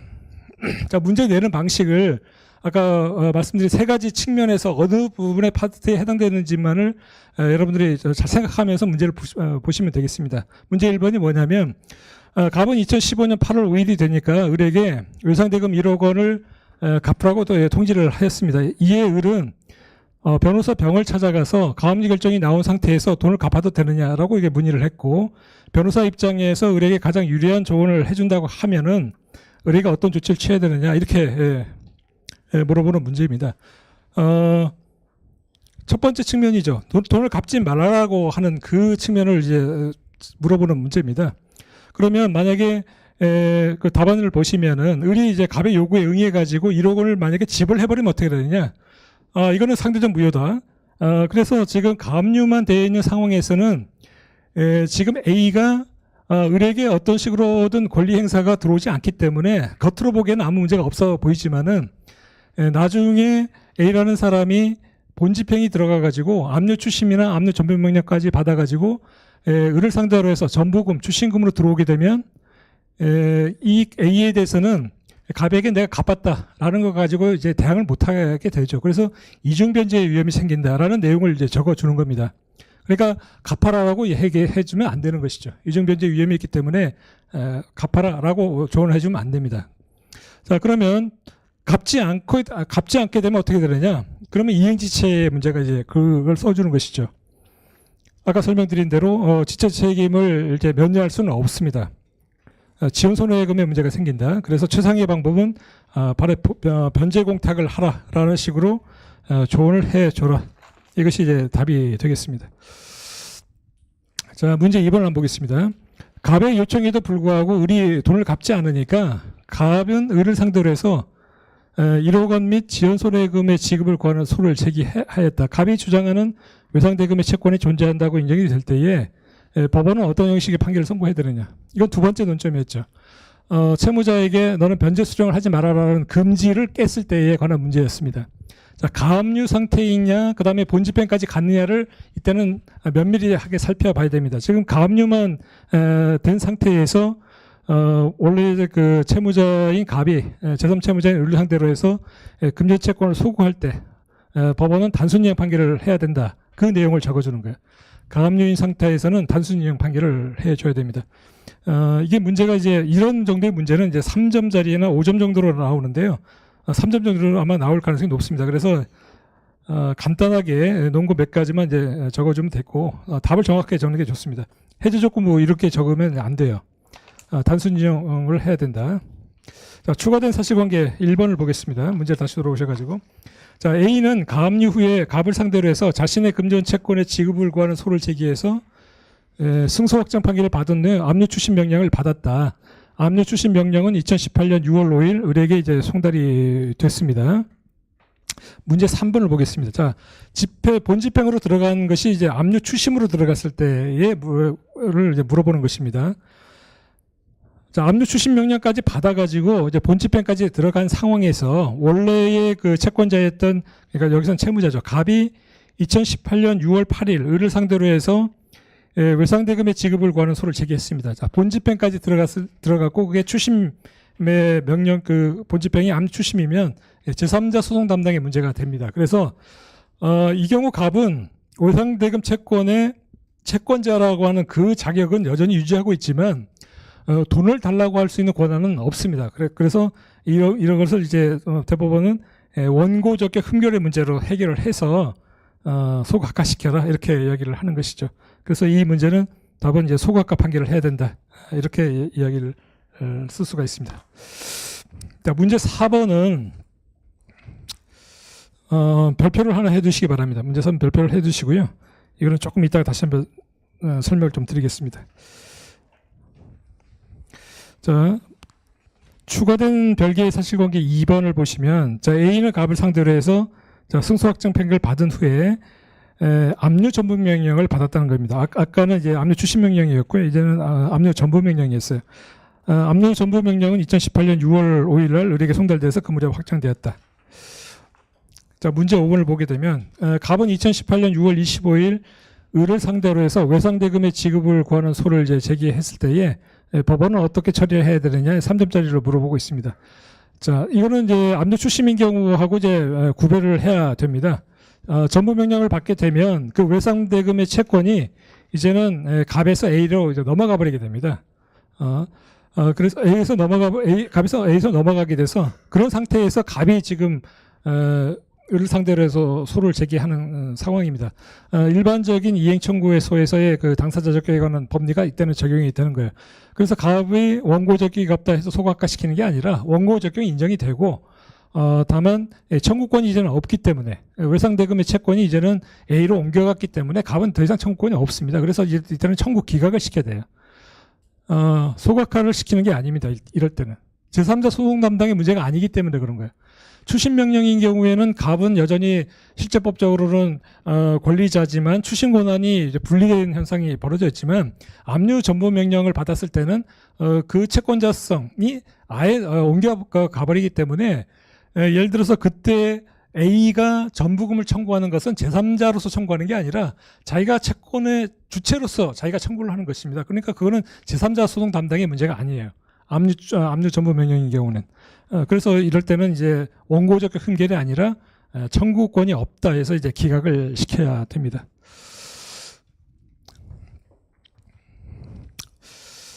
자, 그다음에 추가된 사실, 그러니까 이제 우리가 보면은 추가된 사실관계의 1번은 지금 제3채무자에게 변제를 금지시키는 것, 이거를 위반했을 때에 관해서 문제를 이제 물어보는 형식이 되어 있는 것이고, 기본 사실관계인 경우에는, 그 다음에 추가된 사실관계 1번, 2번은 그 채무자가 변제 수령을 해서는 안 된다는 그 금지를 깼을 때에 관한 걸 이제 물어보는 것이라는 걸 알 수가 있고요. 추가된 별개의 사실관계 3번을 보게 되면은 갑은 가압류된 외상대금 채권을 2015년 6월 5일 B에게 양도하였고, 같은 날 을에게 내용증명 우편에 의한 채권 양도 통지를 해서 그 다음날 우편이 을에게 이제 도달을 했습니다. 문제 6번을 보시면은 A가 압류 추심 명령을 받아서 을에게 자신의 채권액 5천만 원을 추심한 경우에 나머지 5천만 원은 누구에게 배당을 해야 되겠느냐? A의 채권 추심 신고 이전에 배당 요구를 하거나 별도의 압류를 한 다른 일반 채권자는 없다. 이렇게 했습니다. 아까 제가 보충 자료 중에서 그 세 번째 내용을 제가 설명을 안 드렸는데 바로 그 부분을 물어보는 것이죠. 바로 이 사안에서 바로 그 설명을 좀 드리겠습니다.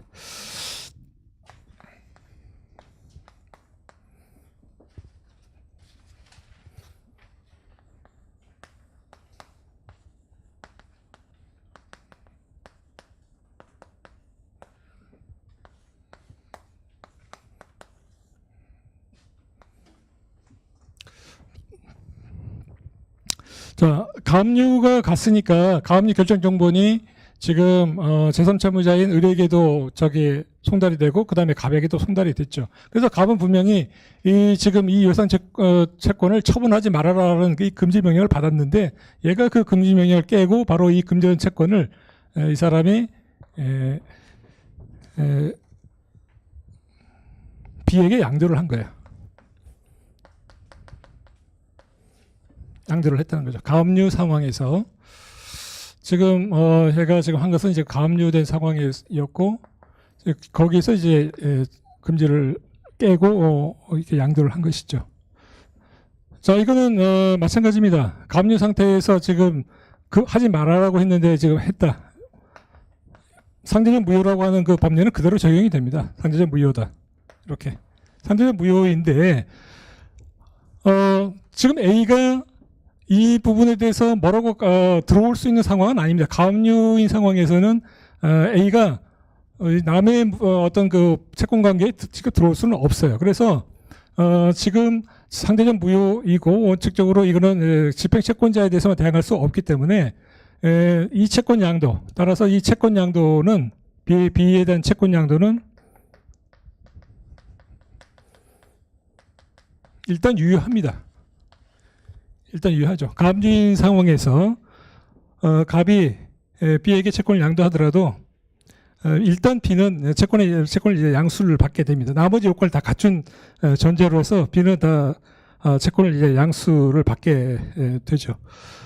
근데 문제는 이 가압류 상황을 넘어가지고 마찬가지로 본집행으로 들어갔을 때 바로 본집행으로 들어오게 되면 A가 지금 문제가 된 이 행위에 대해서 악유를 할 수 있는 상황이 이때 벌어지기 때문에 본집행을 받아가지고 압류 추심이나 압류 전문명을 받게 되면 이제 A가 이 게임이 본격적으로 들어올 수 있게 됩니다. 그럴 때 바로 이 상대적 무효라고 하는 점이 이때 마찬가지로 이때 나타나게 됩니다. 가압류의 상태에서 일단 B가 채권을 유효하게 양도를 받았다가 문제 6번을 보시면은 A가 압류 추심 명령을 받아가지고 5천만 원을 추심을 했다는 겁니다. 그래서 나머지 5천만 원을 누구에게 배당해야 되냐 이건 물어보는 거잖아요. 지금 문제 6번에서 물어보는 것은 압류 추심을 했다는 거예요.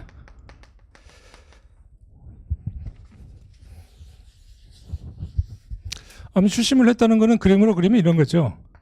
자, A하고 갑하고 을 관계가 이렇게 있다고 했을 때 A가 을에게 이렇게 추심금 청구를 해서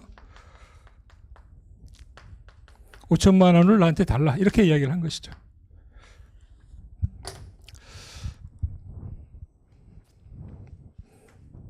그러면 이 상대적 무효라는 것이 이제 여기서 이제 보기적으로 문제가 나타나는데, 압류 추심인 경우에는 지금 갑이 갖고 있는 채권자성을 부정하는 게 아닙니다. 다만 돈을 받아올 수 있는 권한만 A에게 주는 거예요. 그래서 갑이 B에게 채권 양도한 그 자체는 문제가 없습니다. 압류 추심인 경우에는 갑의 채권자성을 부정하는 게 아니기 때문에 일단 그 채권자로부터 그 채권을 넘겨받은 B가 그 채권의 양수인이라는 점을 건드릴 수는 없어요. 그 점은 유효하고, 다만 이럴 때 추심 권한은, 자 이제 그럼 양수인이 B가 됐기 때문에 을에 대해서 돈을 달라고 주장할 수 있는 사람은 두 사람이 생긴 거죠. 채권의 양수인인 B가 을에게 달라고 할 수 있고, 채권 양수금으로서 나는 갑으로부터 내가 채권 양수받은 사람이다. 그리고 대항 요건을 다 갖췄다라고 해가지고 양수금으로 이게 들어올 수 있는 사람이 하나 생겼고, 그 다음에 법원에 의해서 추심 명령을 받아가지고 추심금으로 들어올 수 있는 사람, 이 두 가지 사람이 생긴 것이죠. 동일한 의뢰에 대해서 돈을 달라고 할 수 있는 사람이 두 사람이 생겼는데, 이 상대적 무효이기 때문에 돈을 달라고 할 수 있는 권한은 일단 B보다는 A가 먼저 앞선다는 것입니다. 그래서 5천만 원에 대해서는, 추심 명령을 받은 5천만 원에 대해서는 1억 원, 그 채권 1억 원 중에서 5천만 원은 지금 A가 먼저 이제 가압류를 해서 얘가 그 선순위이기 때문에 A에게 줘야 됩니다. A에게 줘야 되는데, 나머지 채권 5천만 원을 제한 나머지 5천만 원, 이거를 누구에게 줘야 될 거냐가 이제 물어보는 문제잖아요. 채권 양도 자체는 유효하기 때문에 이럴 때 5천만 원은 B에게 줘야 되는 것이지 종전의 채권자인 갑에게 주는 게 아니라는 것이 더 중요한 것이죠. 상대적 무효라고 하는 것은 그 집행의 채권자에 대해서만 주장할 수 없는 것이고, 나머지 사람에 대해서는 다 유효하기 때문에 추심 권한만 빼곤 나머지 채권 양도는 제대로 이루어져서 B가 채권의 양수인이라는 점을 흔드는 게 아니에요. 그래서 5천만 원을 뺀 나머지 5천만 원, 추심금 빼고 난 5천만 원은 B에게 돌려줘야 됩니다. 갑에게 돌려주는 게 아니에요. 이게 바로 상대적 무효라는 문제예요. 이게 만약에 절대적 무효라고 하게 되면 갑에게 돌려줘야 된다, 이렇게 말이 나오겠죠. 그러나 상대적 무효이기 때문에 집행채권자인 A를 제외한 나머지 사람에 대해서는 다 주장할 수 있게 돼서 B는 내가 채권자 양수인이다라고 해가지고 을에게 주장해가지고 을로부터 5천만 원 얘가 받을 수 있다는, 이게 이제 중요한 문제가 되는 것이에요. 그 다음에 문제 7번을 보게 되면 A가 외상대금 채권 1억 원 전부에 대해서 압류 전부 명령을 받아서 확정된 경우에는 B가 양수한 외상대금의 채권은 어떻게 되겠느냐, 이렇게 물어보고 있습니다. 압류 전부인 경우에는 압류 추심과는 전혀 다릅니다. 가압류인 경우에 일단은 B에게 넘어갔다가 가압류인 상태에서 일단 그 외상대금 채권 1억 원이 B에게 일단 적법하게 넘어갑니다. 가압류 상태에서는. 그러나 본집행으로 들어가가지고 지금 아까 물어보는 건 이제 추심금으로 이제 물어봤는데, 이제는 압류 전부가 되게 되면 전부금이라고 하는 것은 기존의 외상대금을 받을 수 있는 지위를 바꿔버리는 거거든요. 그래서 갑에서 이제는 A로 이제 아예 바뀌어버리는 겁니다. 그러면 이 사람이 가압류를 받은 시점이 빠르기 때문에 A가 소급적으로 보게 되면 갑 입장에서 보면 B에 대해서는 지금 자신이 갖고 있는 채권이 없는 상태에서 넘긴 거와 똑같은 것이죠. 돼버려요. 이때는 전부 명령 자체가 이런 채권자성 자체, 권리성 자체를 이제 바꾸는 문제가 발생을 하게 되는 거예요. 그래서 가압류인 상태에서 B가 일단은 채권 양수인이 되지만 채권의 압류 전부 명령까지 받게 되면은 양수가 채권 양수받은 게 전부 명령과 모순되는 한도 내에서는 얘가 물러서게 됩니다. 채권 양도가. 왜? 상대적 무효이기 때문에 집행채권자에게 대해서는 주장할 수가 없거든요.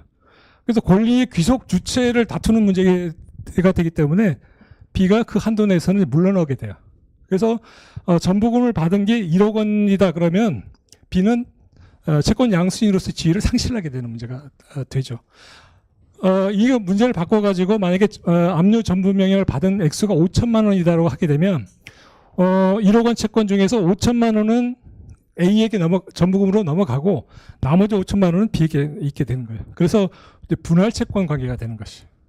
분할 채권 관계가 되는데 여기서는 압류 전부 명령이 1억 원 전부에 대해서 받았다고 했기 때문에 기존의 채권 양수인의 B의 지위가 소극적으로 박탈되는 문제가 발생을 해서 B가 양수한 외상대금의 채권은 효력이 이제 없게 되는 것입니다. 더 10분만 쉬고 조금만 더 진행을 하도록 하겠습니다. 10분 쉬겠습니다.